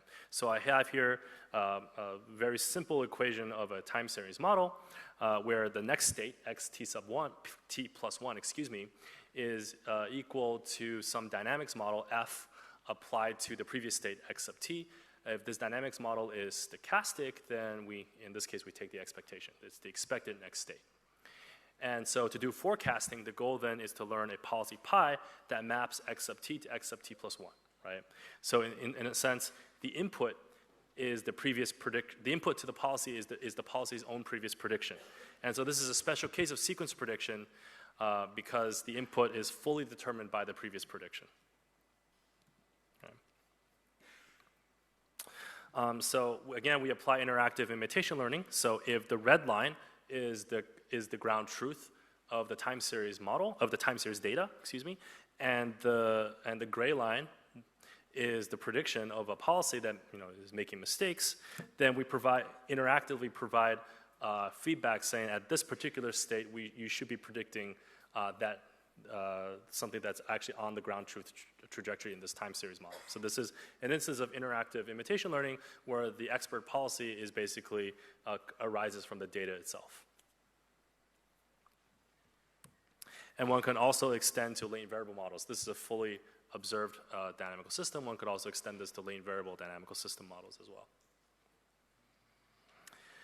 Okay, so just to summarize, what I presented to you in this part is applying imitation learning to structure prediction problems. And the key idea is that we want to learn the decision function or the inference function to navigate some search space. This reduces to interactive imitation learning, where we get expert feedback from some computational oracle derived from the supervised structure prediction problem, when the supervised structure prediction labels. In some cases, this requires a careful choice of the loss function because the overall reward or cost function in the structure prediction task, it can be highly non-additive. And so you need to do some careful design of the supervised reduction in order to lift guarantees from the supervised learning problem back into the original problem. And in many cases, because the search space can be combinatorially large, you have experts that are suboptimal, right? Because since the experts are derived from computational oracles at training time, if they're suboptimal, then we need to have ways of actually learning policies that perform better than the reference expert. And so with that, I'm going to turn it over to Hoang to talk about a number of other applications.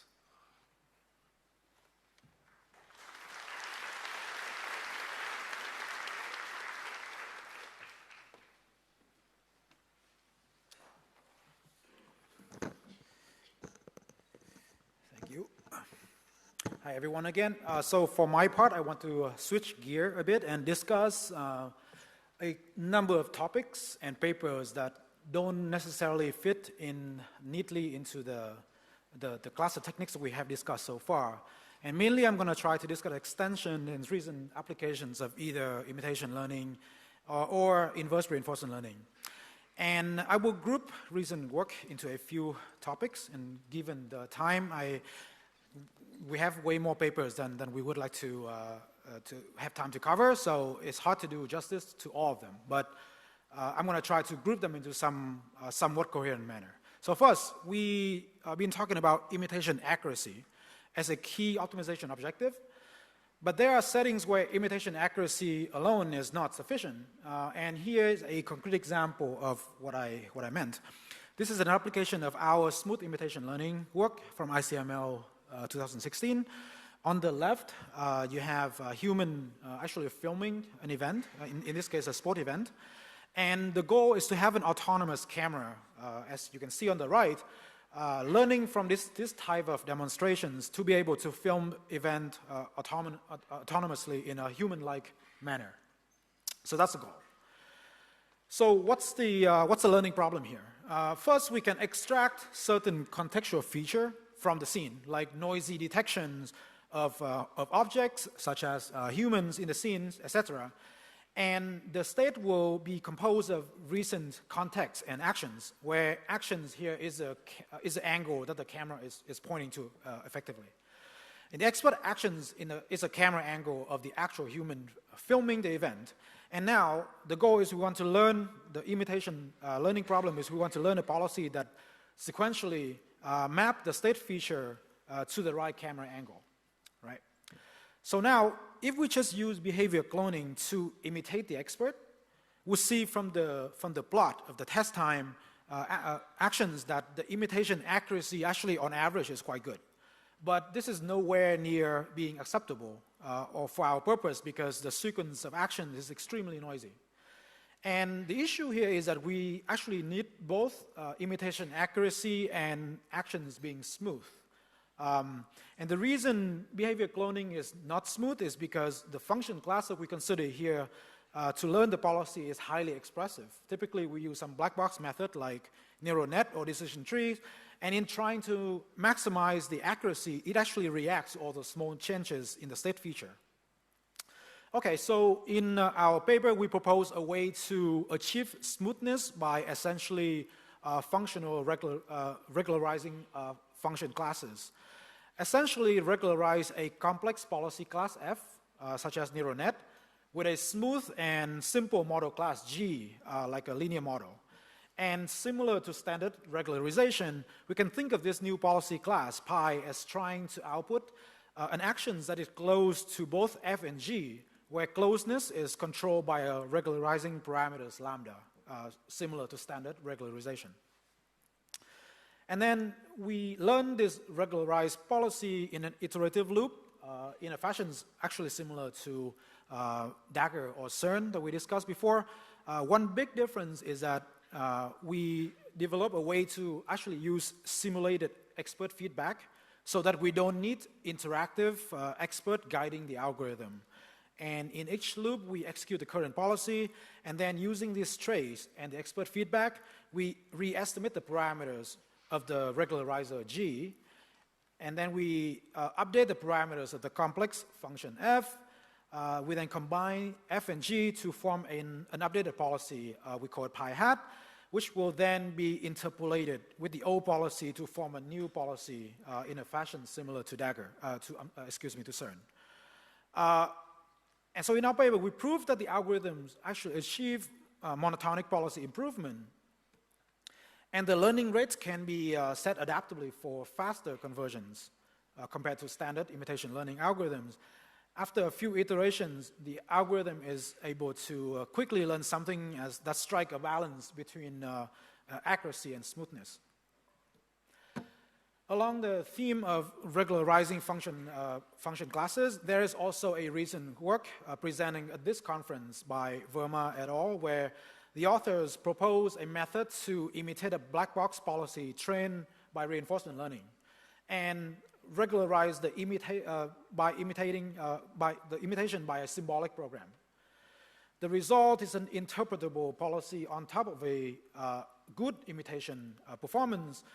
For example, one can be viewed as a series of if-then-else statements which can be used to verify and guarantee correctness of the policy. And quickly, what if we want to have safe training and good imitations together? This is one goal of a paper titled Query Efficient Imitation Learning for End-to-End Autonomous Driving by Zhang and Zhou in 2017. The task is to imitate an expert in the torque driving simulation environment to learn a driving policy which maps the images from the front camera to the steering angle. And similar to DAgger, we have an expert policy pi star that's guiding the process. The key issue here is that there are instances during training that executing the learning policy will result in unsafe behavior. For example, the car may veer off the road or crashing into a nearby vehicle. So the idea to fix this is to train a separate classifier, CSIF, which outputs at each frame how likely the current policy is going to deviate from the expert by some threshold amount epsilon. And CSIF is trained by collecting sample from CSIF star, which simply indicates whether the current policy pi and pi star would differ by epsilon, which we can do during training. And then we can use binary cross entropy loss as the objective to train CSIF. And then the way to incorporate safety into training is then pretty straightforward.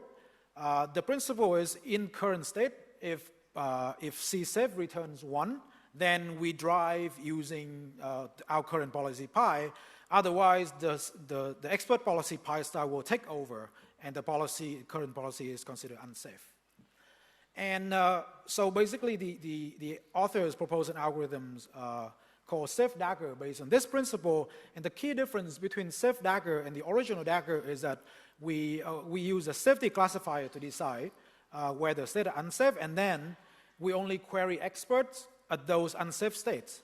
So we can think of this as an active version of DAgger. The result is that safe DAgger is able to learn a policy using less number of queries compared to the original DAgger. And also the number of damages during training is also much lower compared to behavior cloning and DAgger, compared to both behavior cloning and DAgger. Okay, so next we're going to talk about multitasks, transfer and meta imitation learning. First, consider this block stacking task where we want to stack 6 blocks into 3 towers with this particular color ordering. But the initial condition and location of 3 towers may differ from one trial to the next. So we consider this to be the same task, and these are 3 different instances of the same task. And now, what happens if we also want to handle similar tasks, but we want to stack 1 tower of height 6 instead of 3 towers of height 2, or 1 tower of 4 and then the other one of 2, etc. So the traditional learning approach is to collect many demonstrations from each task and then train a policy for each one of them separately. And in the case where we have multiple related tasks, however, the question is, can we come up with a way to do this more efficiently? And the idea of one-shot imitation learning by Duan and all in 2017 is to pull together a distribution of tasks and then train a neural network policy so that at test time, the neural network policy can generalize from a single demonstration of a previously unseen task. So the way that training takes place is we assume during training we have multiple pairs of demonstrations from expert of 2 different instances of the same task.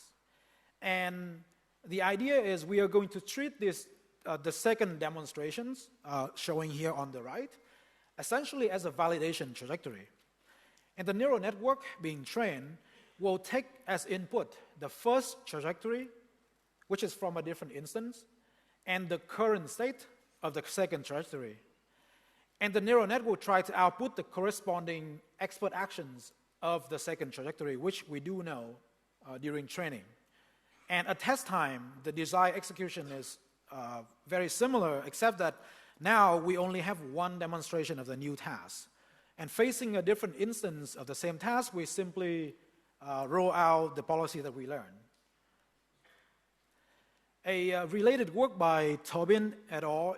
In 2017 takes this one step further and attempts to handle the situations when training can be done purely in simulation through virtual reality, and testing is done in the real world. So to handle this sim to real transfer, they train using domain randomizations with different lighting conditions and different surface texture, etc. And the result is something like this, where the network will map visual images to actions end to end. And also the human can give demonstrations simply in virtual reality, like in the upper left-hand corner, instead of previously having to grab the robotic arms to literally demonstrate the task. Perhaps the algorithmic framework can be made clearer by viewing one-shot imitation learning through the meta-learning lens. And the key idea from 2 papers by Finn et al. In 2017 is to view multiple policy for related tasks as sharing a common initializations parameters theta, which is the policy parameters that we are going to find. And the goal is to find theta so that when we find a new task I, given a limited number of demonstrations for task I, a task-specific policy now parameterized by theta I can be quickly obtained from theta by a few, or ideally one gradient step on a task-specific loss, Li. And during training, similar to before, we're going to take a pair of demonstration of the same task and alternatingly use gradient descent to first simulate the fast adaptations update rule from theta to theta I using the second rules here, and then use that new theta I. In turn, we're going to turn around, use a theta I to go back and perform gradient descent on the meta objective. There's also a recent extension of this meta-learning approach to the setting where instead of having human teleoperating the robots to give demonstrations, the authors propose to do one-shot imitation learning in the transfer context, where the human give demonstration in natural state, and the robot has to learn the task via mapping the video of human performing the task to the right joint action. So this is a group of papers that handle one-shot imitation learning in various different settings.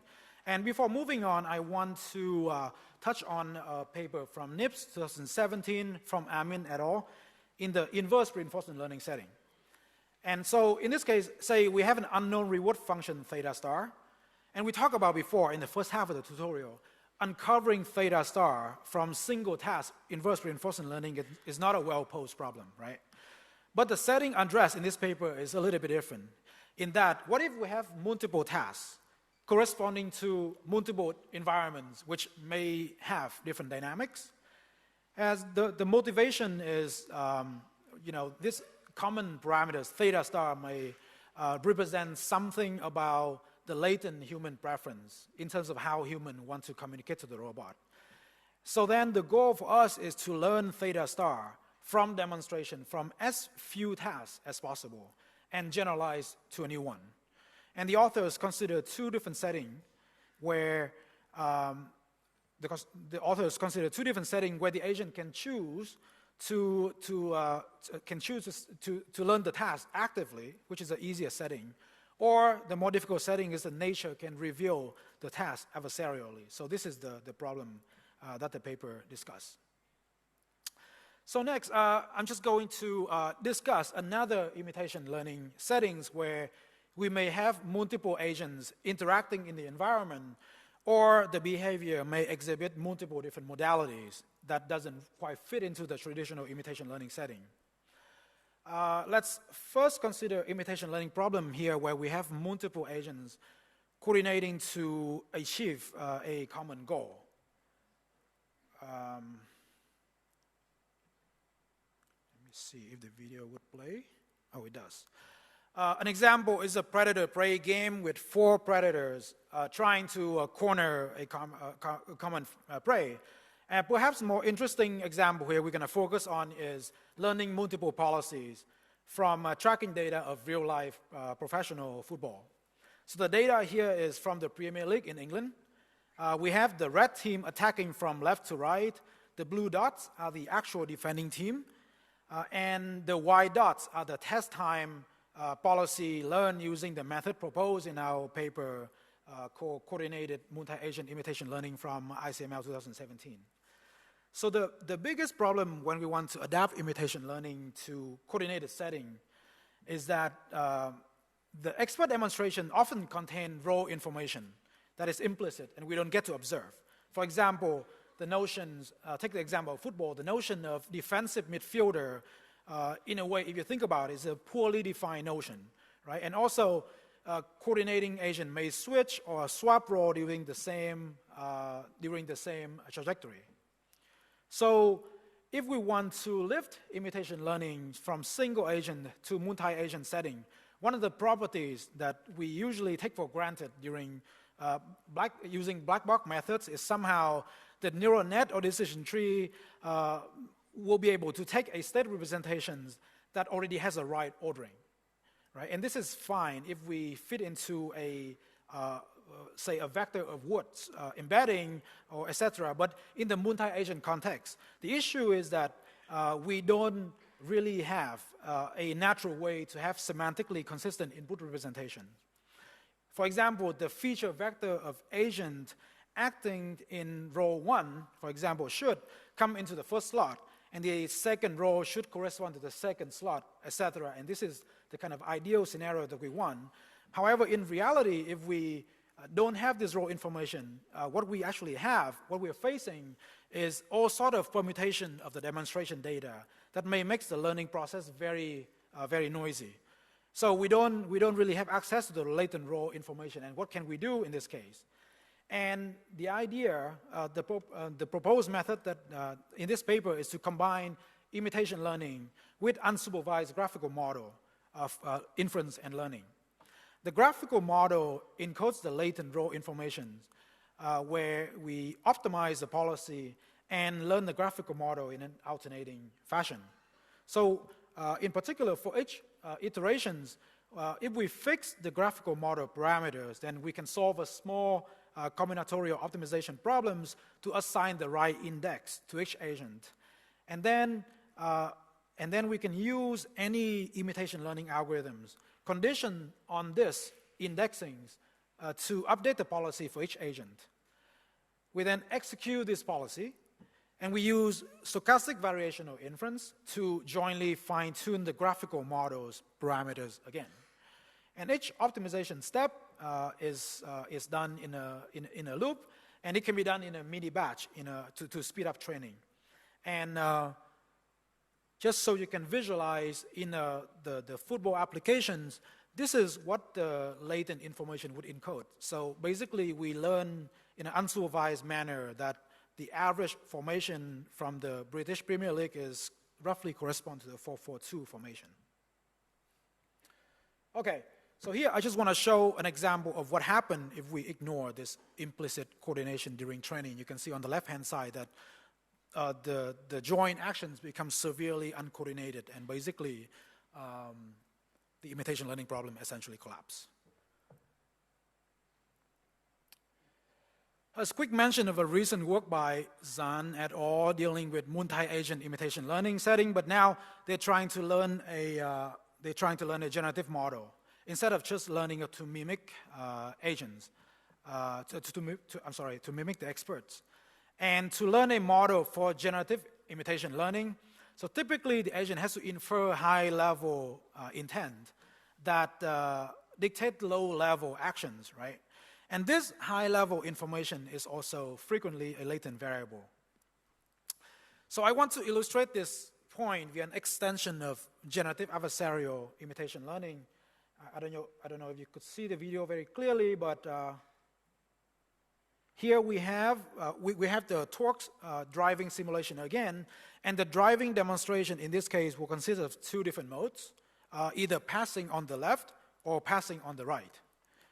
And we can view this decision of passing on left versus right as a latent variable, z, that once conditioned on this variable being 0 or 1, the resulting behavior of the same policy will kind of branch out differently. So one reason that original Gale approach doesn't work too well in this type of problem is that vanilla generative adversarial networks tend to have trouble telling apart different modality from the data. And so instead, the suggested method here is to augment the original Gale objective with additional regularization by trying to essentially maximize the mutual information between the latent variable z on one hand and the state action pair that is generated by the policy on the other hand. And this mutual information quantity, even though is intractable, it can be approximated by some variational lower bound. And so the GAN training objective is additionally replaced by Wasserstein-GAN to remedy the mode collapsing problem that I referred a minute ago. Another improvement from original Gale is that the policy now can take high-dimensional visual input data. So to summarize the results, you can see here that the policy being learned was able to differentiate distinctly between the two modes of passing on the left versus passing on the right. And one side benefit of learning the latent variable, to go back to the subject of generative imitation learning, is that now we can use this to generate different type of behavior which is not seen during training. In particular, if we use z equal to 0.5, the ensuing behavior will be something that interpolates between z equal to 0 and z equal to 1.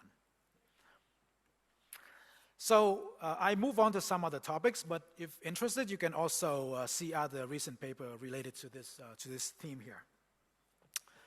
Now, I'll discuss some recent work on the subject of inverse reinforcement teaching, in quotes, and the reason is that this is not really a term. This is something that I made up to capture the theme of the subsequent papers, that trying to figure out the right way for human to teach machine or to communicate the reward function to the machine, which is related to the inverse reinforcement learning problem that we talked about in the first half. Okay, so we already talked about how learning a reward function from human demonstration is a useful way to learn behavior instead of manually specifying the reward function, right? Now, the question of interest here is, how should human demonstrate the task? And usually in inverse reinforcement learning, as we touched on before, the assumption is the expert demonstration should correspond to an optimal policy or a near optimal policy. And the robot, as a passive observer, would learn the implied reward function from this human's optimal trajectories. However, one subtle problem that may arise is that by efficiently demonstrating the task, human actually may ignore useful teaching behavior. So, for instance, think of this example of the cooking robot. Instead of just showing the optimal path, how to make pasta, human may be better off explaining the steps in cooking, or showing the robot what to do when we run out of ingredients, for example, etc. So the question here is, which path should the human take to actually teach the reward function to the robot?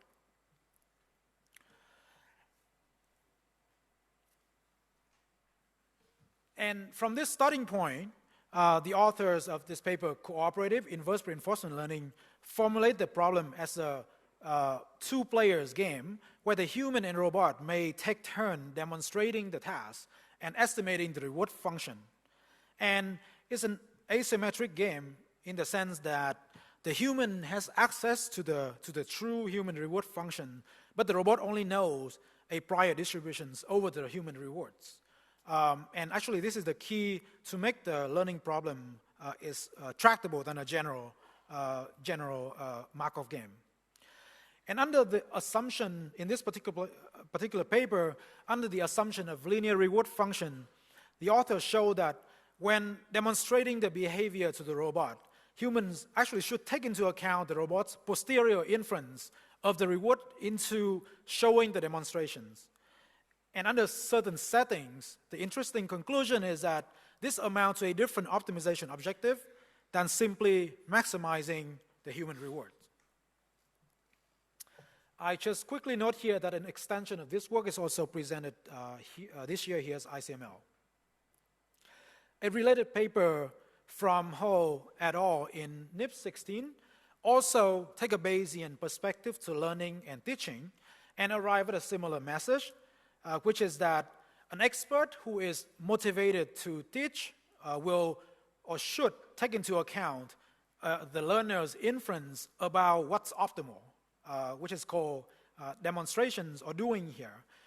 And so in this work, one interesting aspect of extra aspect of this work compared to the previous one is that the authors conduct experiment using humans to confirm this hypothesis, where depending on whether the instruction is to do the task or to show someone how to do the task, will result in different setup behavior, as you can see in two different setup trajectories here. Okay, so up until this point, the feedback that we assume from the expert usually takes the form of optimal or near optimal actions. And as we try to teach machines to do useful things, there are other type of feedback that makes sense for human expert. And we're gonna, in this last topic, we're gonna focus on a few alternatives of expert feedback. So starting with a paper that we are going to present in this conference in a few days, the central question that we study here is that how can we most efficiently make use of expert feedback? And the starting observation is that very often humans give feedback with a natural hierarchical structure assumed. For instance, if someone asks you how to navigate to the restroom, most likely you'll give instruction based on certain signposts, like going to the end of the hall, make a left until the corridor and make another left, etc. And this is pretty much in contrast with a typical flat reinforcement learning or imitation learning setting, where planning is supposed to happen step by step. So to illustrate this point further, consider this navigation scenario where the agent represented by a white dot in the bottom left corner has to find its way to the yellow block. And say the agent is making its way and stumble around and then get stuck in one of the room. Then flat imitation learning algorithm will require that the expert provide corrections for individual mistakes along the way, and so the effort required from the expert would essentially be proportional to the task horizon, right? And the question here is, can we do better than this?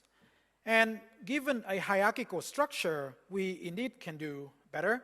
In this case, we would want to have a high-level policy that decide which macro actions that we're going to take. For example, a macro actions in this case would correspond to go to one of the exit door given the room that you're in. And in this paper, we propose a type of expert feedback that essentially requires much less effort from the teacher. For instance, after the agents pick some macro actions, the low-level policy would execute the low-level actions, and when upon completions, we only ask the teacher to verify whether the macro action has been completed successfully or not. Basically, an up vote or a down vote. So the idea is to ask for feedback that is much weaker than providing the full low-level details. And the key insight here is that verifying in this manner is actually much cheaper than labeling the micro actions. And the second key insight of our algorithm is that the experts should mostly provide high-level feedback and only zoom into low-level when necessary. And intuitively, when the agent has picked a good subtask, but not being able to complete it, that's the only instance where the expert or the expert should really micromanage in this case. And we show that these ideas allow significant saving in terms of teachers' effort as measured by the amount of feedback provided. And we also extend our approach to hierarchically composed imitation learning at the top level and reinforcement learning at the low level. and apply it to the challenging Atari game Montezuma's Revenge. And we show that using only a modest amount of expert feedback, the algorithm can still learn significantly faster than using pure reinforcement learning. Another example of learning from weak feedback is the work on learning from human preferences from Cristiano et al. In NIPS 17. And again, here we want to teach useful behavior to the learning agent without requiring so much effort from the human teachers. The method here in particular infers a reward function from human evaluative judgment by showing the human evaluator two different set of trajectories and asking the human to provide pairwise comparison instead of numeric feedback. And in many cases, this preference feedback, as you can imagine, is much easier to specify than strictly numeric reward that we see either in standard reinforcement learning setting. The unknown reward, so the particular method that the authors propose in this case, the unknown reward function R is viewed as a latent factor explaining human judgment. And the hypothesis coming from Bradley Terry's model is that humans' probability of preferring a trajectory tau 1 over tau 2 depend exponentially on the value of latent rewards, summing over the length of the trajectories. And from here, we can estimate the reward function, the latent reward function, by minimizing the cross entropy between these predictions and the actual human judgment collected from the data. And the takeaway of the result is that using this technique, we are able to learn a good reward function using not so many human labels. You can also check out some previous work using this type of preference feedback from previous conferences. And last, on the subject of natural feedback, I like to talk about Coach, an algorithm from a paper called Interactive Learning from Policy-Dependent Human Feedback by McGlashan et al. From last year's ICML. The motivation here is to teach robots to do tasks, taking inspiration from animal training. And to start with, the author ran an experiment with human subjects. And here's an example of the interface on Amazon Mechanical Turk, where the dog is supposed to go to the goal in yellow without crossing the lawn. And humans can give discrete rewards or punishment. And turns out the empirical result is that human feedback tends to be policy dependent. In particular, what that means is that human feedback may be differential, meaning that positive feedback is more frequent when the dog is improving from bad dog to good dog instead of from okay to good. Or human feedback can also exhibit diminishing return property, meaning that as the agent adopts good behavior, positive feedback may become less frequent. And this is quite different from what we saw from other imitation learning scheme previously discussed, where humans is supposed to give optimal feedback consistently, right? So from this empirical result, the author note that the advantage function in reinforcement learning is a good feedback model in that it fits these criteria. And in case you're not familiar with advantage functions, it simply is the difference between action value function Q and state value function V, which basically show how good taking an action A is compared to the expected value. And now the strategy of Coach is to have humans supplying the rewards and to teach and to treat human feedback as an approximation to the advantage function. So from this starting observation, the idea is to start with the policy gradient theorem, which we saw from the first half of the tutorial. And now to update the policy parameters theta, we will use gradient descent as usual, except that the advantage function is replaced by some discretized human reward or punishment. And the assumption here is that those discretized human rewards, which obviously are much more natural for human to supply than numeric values, will be equal to the actual advantage function in expectation. So here's one experiment using coach. Just to describe to you the setting, the human is trying to train a robot, in this case the turtle bot, to hide away from the ping ball.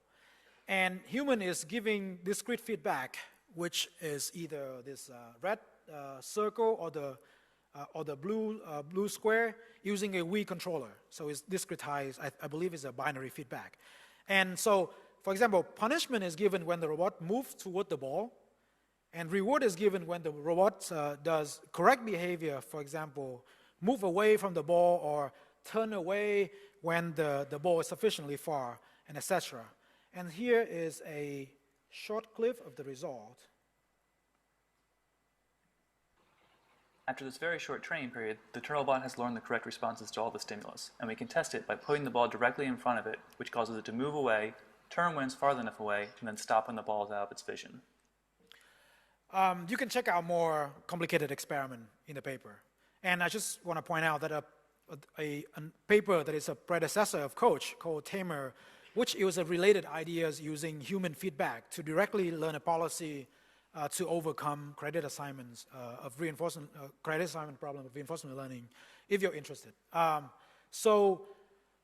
With that, I would like to summarize. And so far, hopefully, you have seen from this tutorial that imitation learning is a broad research area with many interesting research questions.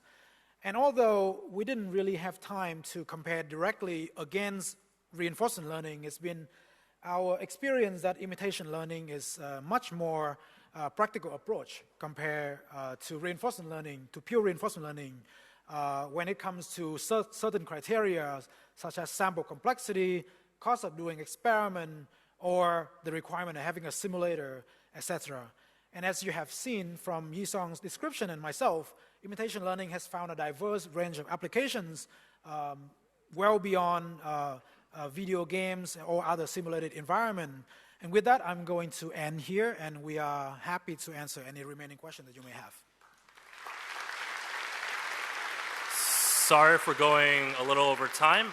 If you need to leave, of course, please feel free. But if you have questions, we're happy to stick around for a little while to answer them.